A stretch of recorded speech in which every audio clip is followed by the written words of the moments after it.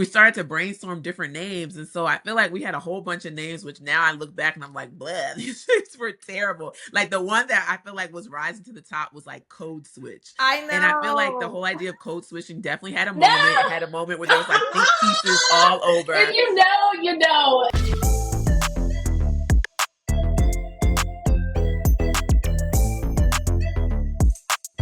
Hey, it's your girl Nancy Red, and this is season 4 of Mompreneurs, where we celebrate beautiful Black entrepreneurs who are also amazing moms. Now, every week I'm chatting with my guests about how they are killing it simultaneously as a business mogul and as a mom, listening to their inspiring journeys and incredible advice. Now, today we are joined by powerhouse moms and the co-founders of Poppin' Creative, Jessica Lane Alexander and Lori Hall McKissick. Now, Poppin' Creative is a Black-owned, woman-led, multicultural marketing agency, and they draw on decades of experience at major entertainment networks. They've built a thriving business that crafts authentic, story-driven campaigns for clients like Amazon, Disney, and Sephora, and so many more actually. They do so many really cool things all over the world, and they've built their businesses while building their families. And that's what's really fun about these guests. We're looking forward to talking about how in just 5 years, they've transformed Poppin' Creative into a multi-million-dollar force, proving that motherhood and entrepreneurship can go hand in hand in shaping culture and community. Welcome, ladies. Thank you. Hi. We're so excited to be here. I know. Well, both of you are incredible, and you're celebrating 5 years, and this is a year-long celebration. Businesses don't make it to 5 years.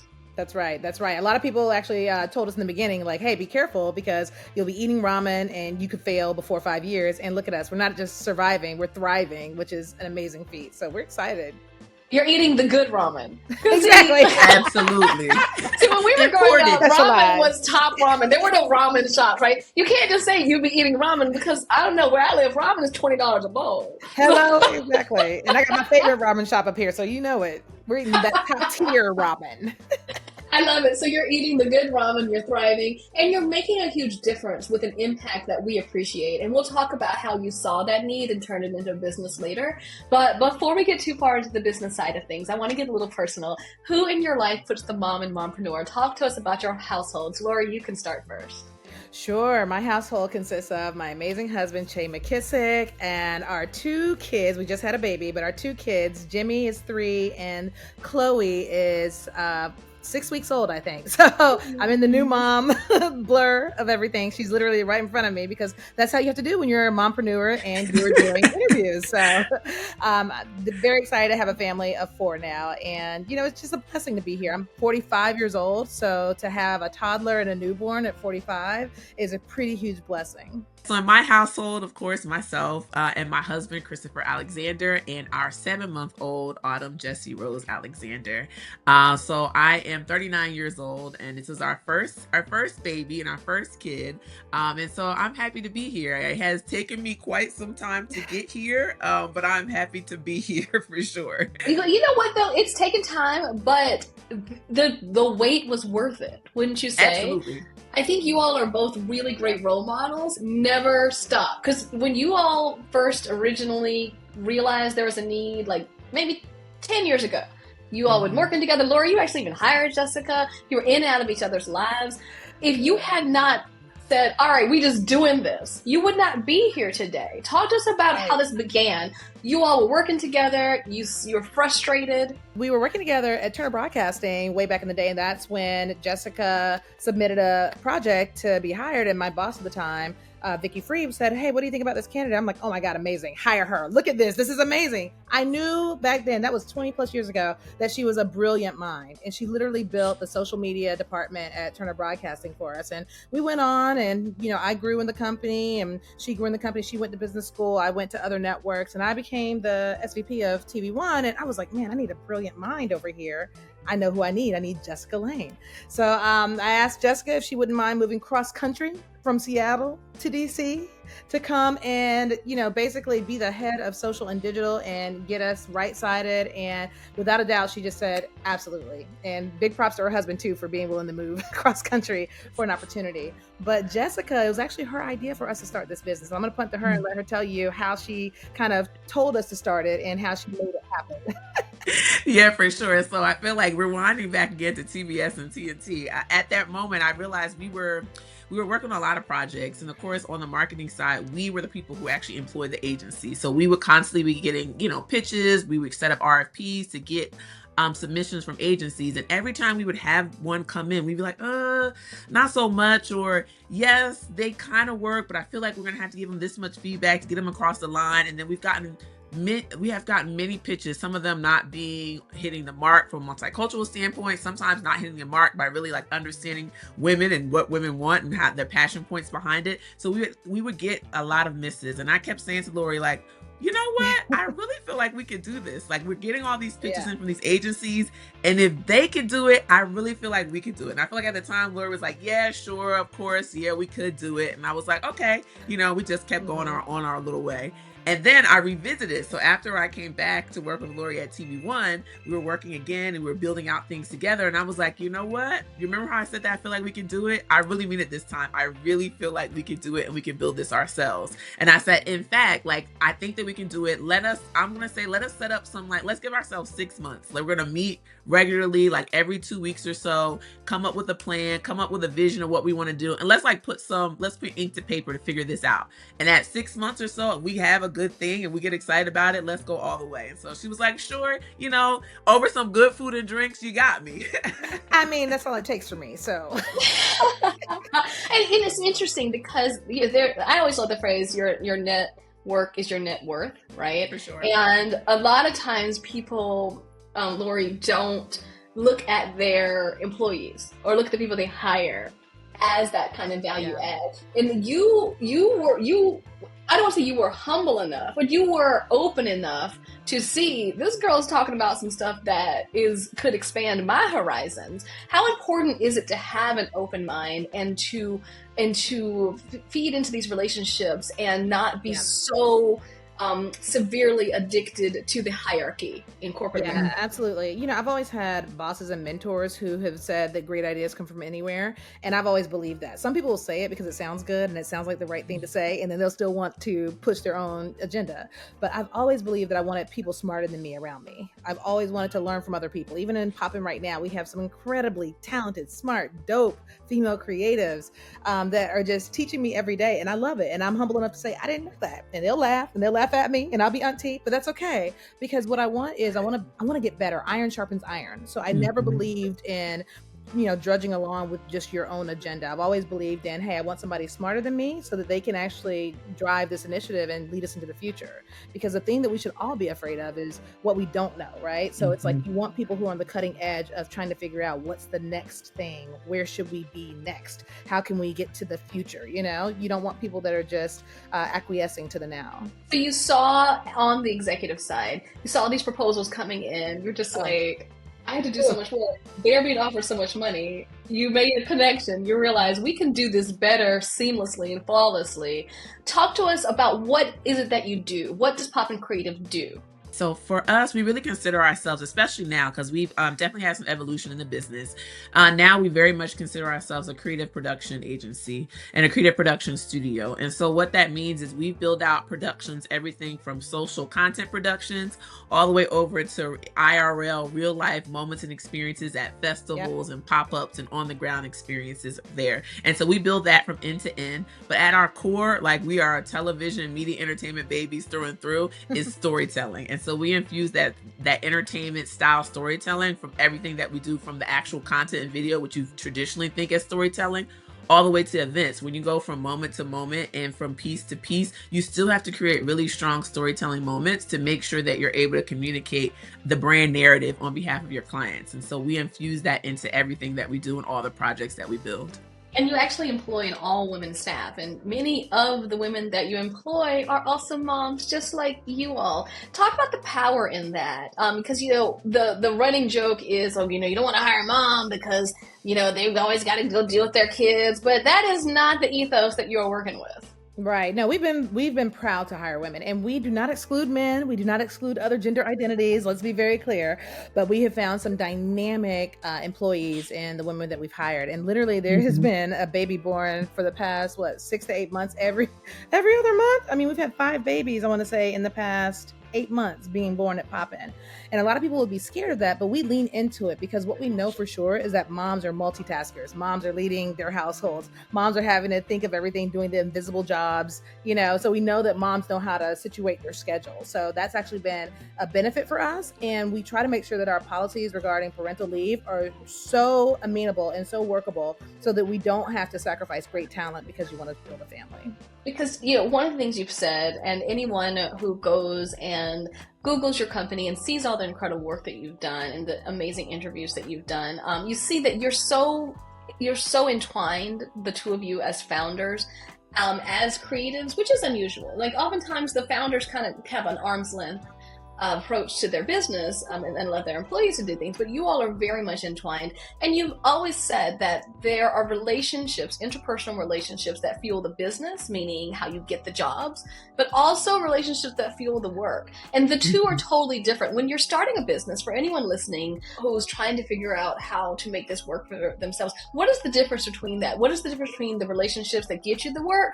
and the relationships that make the work happen, which is what you just described when you talk about hiring these moms? Yeah, it's so funny because and I feel like that part is so invaluable because we were at the point we were kind of nervous and about like, okay, do we have the right relationships to create a sustainable business? Do we have folks that we know that we're going to go clients? And then we almost forgot to think about, well, do we have an infrastructure and network that we can use of creatives that we can use to help build this work after we get it? And that was really invaluable. And I do really credit like our kind of that time growing up in the industry. That was a moment that I feel like those relationships, and I really had to lean on those relationships. So production companies that we've used before, writer producers that we've worked with before, like photographers that we've worked with before, all these really dope, amazing, and primarily people of color and creatives of color that have been in the industry that we've kind of intersected with, build alongside. Those became our true creative partners when we've got a lot of our big campaigns and our big projects. And they were invaluable to really the strength of the business. And the greatest part is like, when you are, especially when you're coming up, you have to trust in freelancers. You have to trust in a partner, and to build that trust from someone, from a brand new state is very, very hard. But the fact that we kind of came in with built-in relationships, that we knew people who could perform, and we knew people who could perform at the level that we were expecting, was invaluable for the trajectory of Poppin', the trajectory of kind of what we were able to build, and so quickly. Absolutely. Like, it's been amazing. Like people don't know, but when you strike out on your own, you can be freaked out by other people's opinions about starting your own business. But what you need to lean on are the relationships that you've built and the genuine connections you have, because that's something money can't buy. And people are going to be there for you in a way that you never imagined.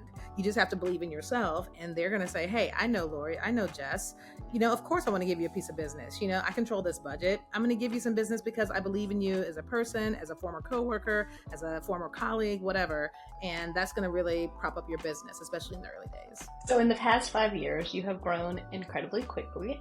When you look back at the trajectory, what would you say was your big breakthrough moment when you realized that this business actually had legs? We started a month before the pandemic hit, and everybody says, oh, you guys are so brave and starting Poppin' in the pandemic. It's like, no, girl. We started it 1 month before, one good month before. So when the pandemic hit, we were shocked like everybody else.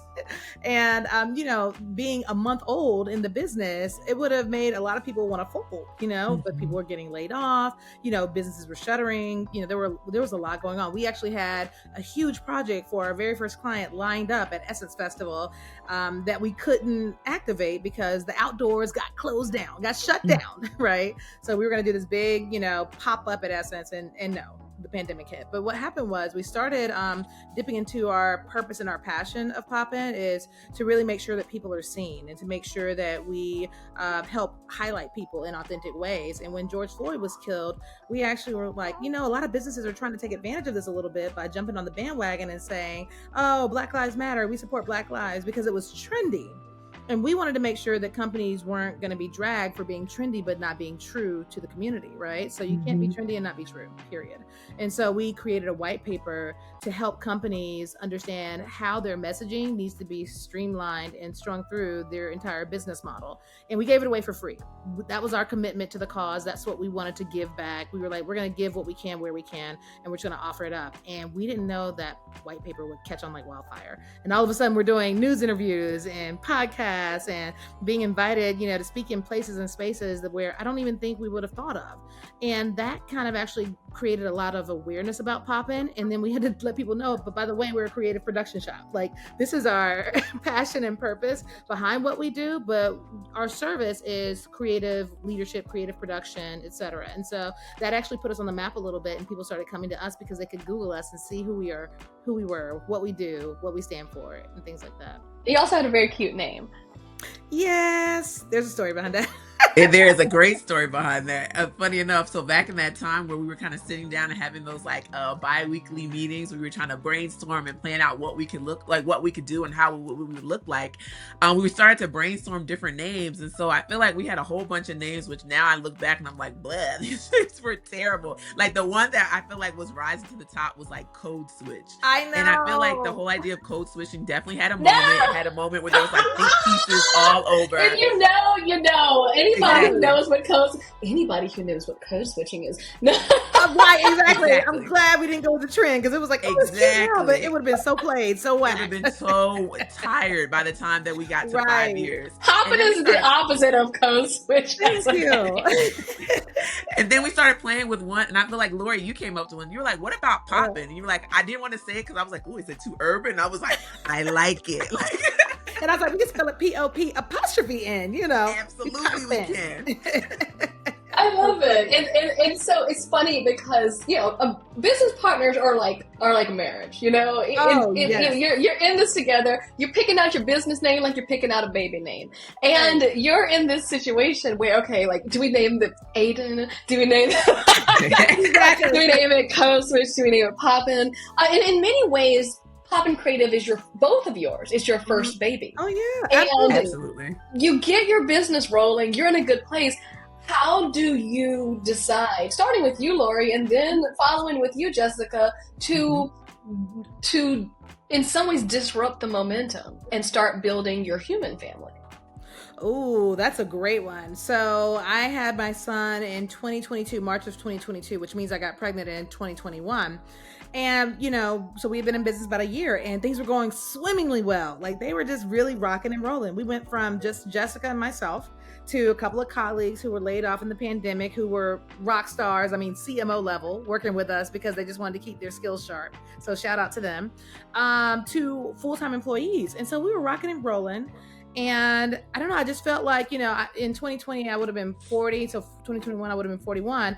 It was time. I'd been with my husband, since I was 38. I was like, hey, it's probably time for us to start our family. So because it was still the pandemic, but it started to open up a little bit and the outside started to open up, I went to Belize for 3 weeks to live my best life with my husband, eating fresh food, drinking all the drinks. And we came back with a souvenir by the name of James, aka Jimmy, my son. So it was actually wonderful because I felt like at that time we were writing our own rules. And I think that's an important, and often, it's touted that you get to write your own rules as a business owner, but what it means like in day-to-day life is that you can actually create the quality of life you want. I was able to live or be in Belize for 3 weeks and take all my Zoom calls, do all the things I need to do with Poppin', and not drop the ball. But I was also able to focus on relaxing, starting our family, etc. So I think that, having control over your life a little bit more as an entrepreneur is a beautiful thing to have when you're creating a family, because if I need to be out or Jess needs to be out, we're just like, hey, the kid's got a doctor's appointment, I gotta go, et cetera, et cetera. And we give that same freedom to our employees. Like, we make it very easy to work with kids or starting a family, etc. So that's really important to us. That's why y'all have so many babies being born. You giving them the freedom to go on vacation, let it all hang out. Look, and probably you can work from anywhere in the world as long as you tell us where. Look, that's a benefit. Jessica, you weigh in, because shortly after you decided to start your family, the two of you decided, well, Laura, you had your second child shortly after she had her first child. So it's been basically 5 years of business growth, 4 years of parenting and pregnancy. Yeah, for sure. So mine is a little bit, I feel like I was, my husband would probably laugh. I feel like I was dragged across the finish line because very much, I feel like throughout the 30s, all of a sudden you had more money. We had the double income life, no kids. First of all, Jessica has been living the fabulous life. Everybody at the company is like, we want to be Jess when we grow up. Like, me too. When I grow up, I want to be Jessica Lane Alexander. So it was hard to leave that lifestyle. It was very much hard because I felt like we would go on various vacations. We'd had a good time, having like not that they were like deluxe vacation experiences, but they felt deluxe for me, especially from growing up to adulthood. I felt like this is a deluxe experience. I'm really into a good item of clothing. So I do have quite the closet. So between just like, expanding my fashion wardrobe and all the things, I found a lot of great things to do with my money and my time that I did not want to sacrifice and give up on. So I definitely came kicking and screaming. And on top of that, I very much felt like, I even tell my husband this, that when I was younger, even growing up, I had a vision I definitely had a vision. What I saw in my life was like, a successful kind of adult, successful woman who achieved all these things. And I did not have as much like picture perfect idea of like family and kids and what that would look like. And so when I really started to realize I was stepping into that vision of like, career woman, someone going after my passions, I was like, well, what are the sacrifices that will be required to have a kid? And I felt very uncomfortable with those sacrifices. I was like, am I sacrificing my time? Am I sacrificing like what hits will it take to my career? Am I going to be able to achieve the things that I set out to do? Even just like, even from a body perspective, in terms of like, there's so many unknowns. You can sign up for a kid and it could go all the way left or right, and I wasn't ready for that either. Wait, here you are, ready or not, here you have come. And I get it, because look, at least you had a few extra years. My husband dragged me into this at 30. I was like, we are doing so well, we gonna have to get real people jobs. I would not have been ready at 30, child, but never. Well, you figure it out as you go. And so I think it's wonderful, though, that you're kicking and screaming, but you're here. The business has not suffered. You all are in it together. You're in it together with your colleagues, your employees. What advice would you give people listening who also have these same fears? They don't know what to do. Sometimes you can feel very frozen. Do I start a business with a new family? Do I start a new family with a business? What is your advice to people trying to figure out how to proceed with all of the goals, not leaving any crumbs behind? Yeah, sometimes I do feel like, especially if you're me, who was just like to that point paralyzed with the decision, sometimes you just have to go for it. And I feel like that's what it is you have to, you kind of have to not know what you not know and just have faith that it is going to be all right. And so you can have all the things. You certainly can't have them at one time, and you certainly can't do them all with the same level of vigor and 100% at all times. You do have to pick and choose, and you do have to prioritize, but you can do it. And you definitely have to have a good support system, but you can do it. I feel like the two things that I really learned was really about, one, sleep being a superpower, because I was joking with Lori when I got back. I was like, oh my God, I now know what my superpower was. It was 8 hours of sleep. And now I understand how people out here are just not functioning at their 100%. They're not sleeping. 2 hours over here. It's torture. It's torture. And then you get into the caffeine. I'm not even going to show you the caffeine because we are not sponsored by this caffeine. But girl, and it's a horrible cycle. But it's a cycle that we've all been through for generations upon generations. I started Mompreneurs as a podcast because entrepreneurship is a way to build generational wealth and also to insulate yourself from economic volatility, right? Because you can have a business and a job at the same time. That's a whole other can of worms. But one of the things that's important is you are both not just moms, but you're also daughters, right? We are all coming from generations of women who got us here. And Lori, I think one of the interesting things about your story, when we're talking about waiting, when we're talking about figuring out when to do what, there's in your past an example in your mom of sometimes you don't get to have everything all at once and you wait, but you are rewarded. Your mom, just a few years ago, after you were grown, graduated from law school, right? Yes. She graduated from law school at 64 years old.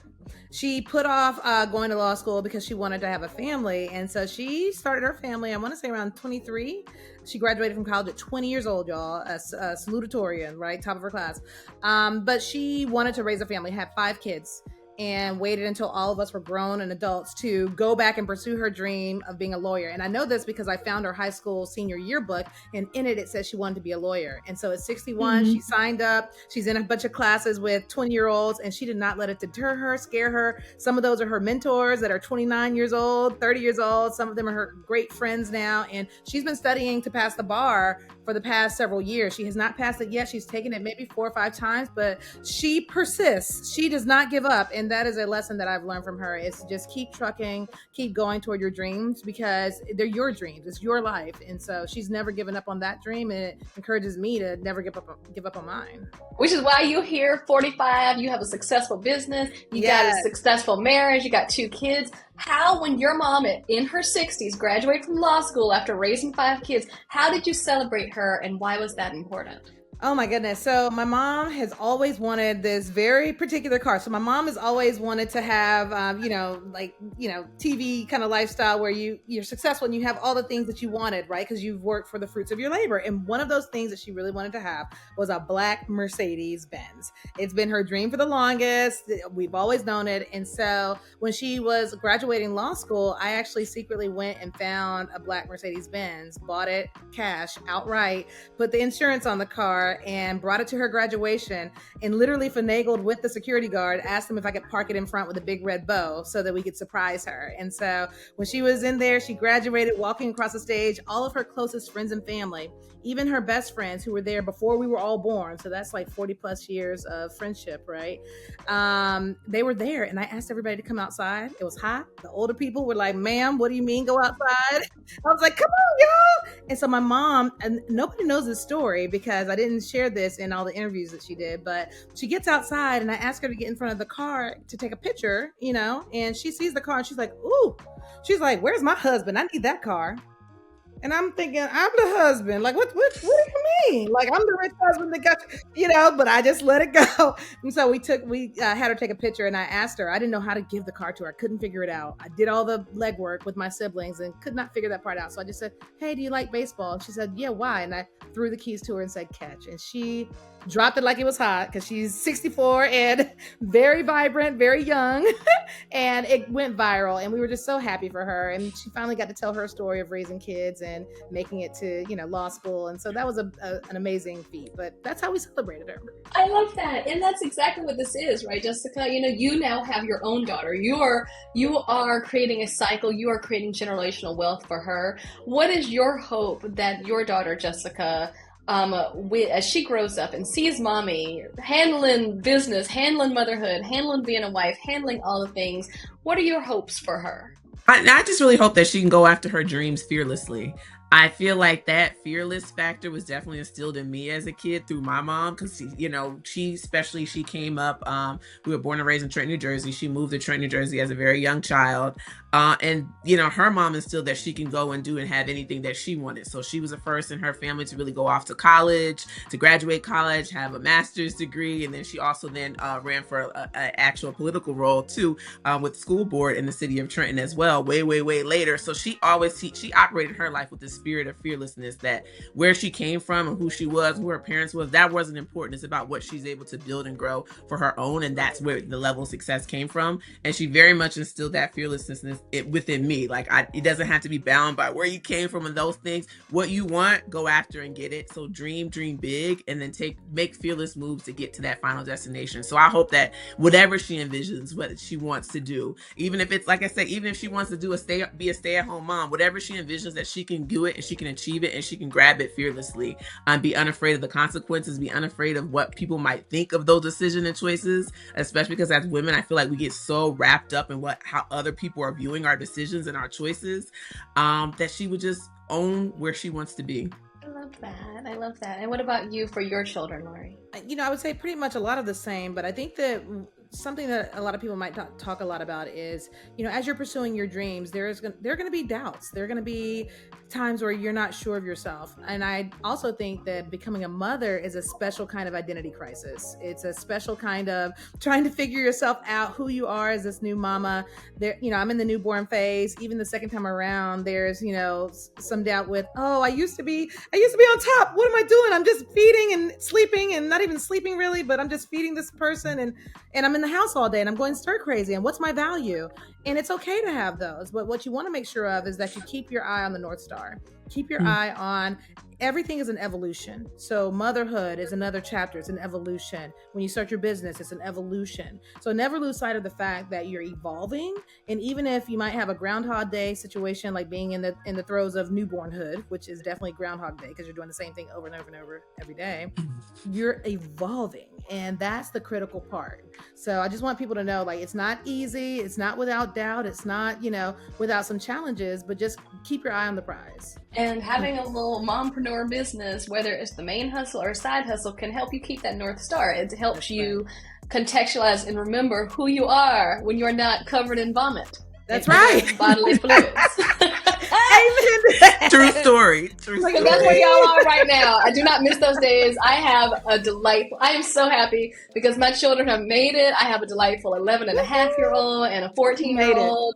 And listen to what you say. They can hear the words coming out of your mouth and understand what you want them to do. That's and react. I can reason with them.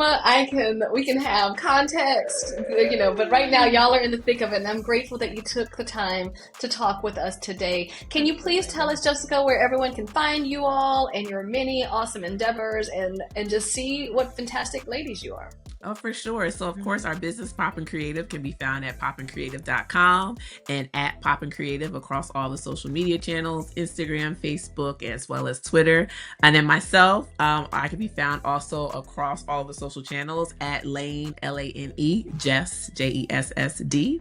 And that is across Instagram, TikTok, Facebook, X, all of the things. So that's where you can find me. Yes, and remember that's Poppin, Popn, not the traditional spelling, but Popn Creative. And you can find me on social at Lori J, LORIJAY, and that's on my IG. And LoriJHall.com is my website. So you can find me on the platforms there. I won't say my TikTok because I'm not there that much, but you can find me on you and one of the TikTok moms, like soon. I'm gonna get on there though. Just watch. I'm gonna get on there. It's coming. We're looking forward to it. Thank you so much for being here with us. And to all of you watching and listening, thank you for being here with Mompreneurs. As a reminder, a brand new episode goes live every Monday on Urban One Podcast Network, Apple Podcasts, Spotify, or wherever you get your podcasts. Visit urban1podcast.com to learn more. That's urban, the number one, podcast.com.